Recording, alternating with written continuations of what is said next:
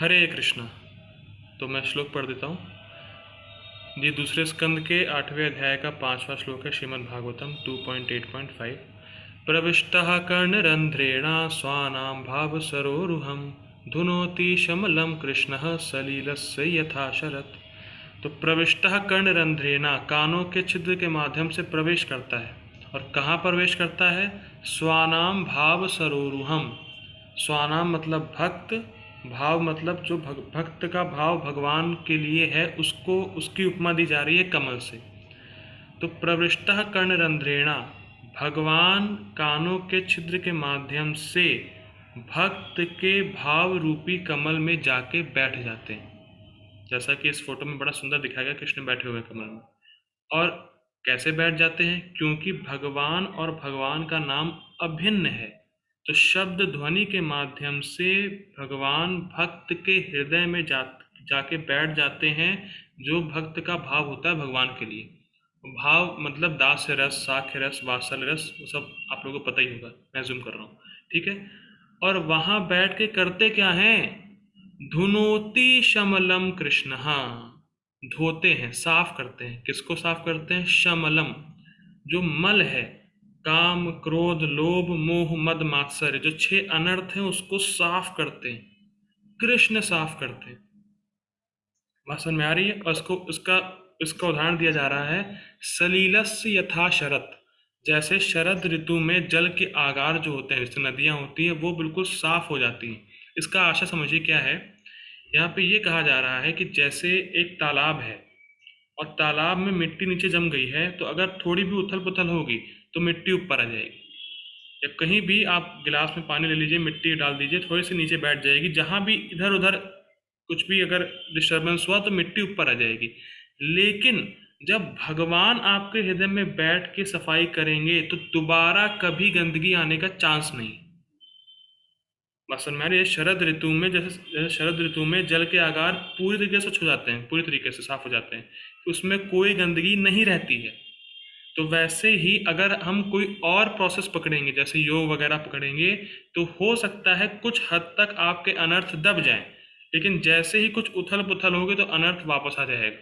जैसे कि विश्वामित्र, वो योग कर रहे थे, लेकिन मेनका आई तो उथल पुथल हुई और काम प्रकट हो गया। तो लेकिन जब हम भगवान का नाम लेंगे और भगवान का नाम सुनेंगे, जो कि भगवान ही हैं, तो भगवान हमारे हृदय में जाके बैठेंगे और सफाई करेंगे। और इतनी परफेक्ट सफाई करेंगे कि दोबारा गंदगी आने का चांस ही नहीं है। और इंटरेस्टिंग बात है कि जब हरे कृष्ण महामंत्र सुनते हैं तो भगवान के प्रति भाव बढ़ता है, वो कमल खिलता है।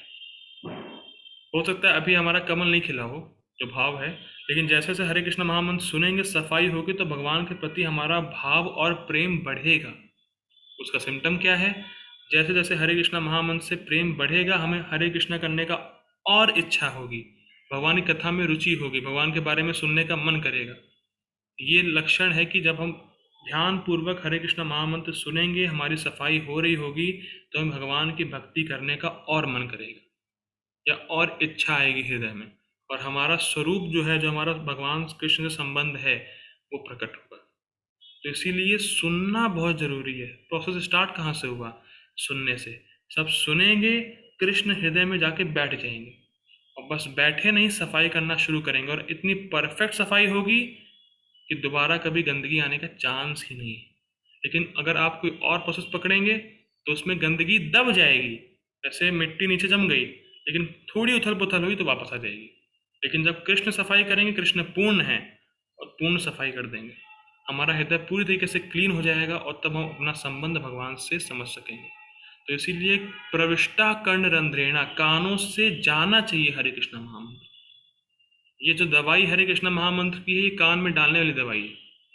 आप कान में डालिए इसको, बार बार सुनिए। जैसे जैसे सुनेंगे, भगवान सफाई करेंगे, भगवान आपके हृदय में प्रवेश कर रहे हैं। समझ में आ रही है बात?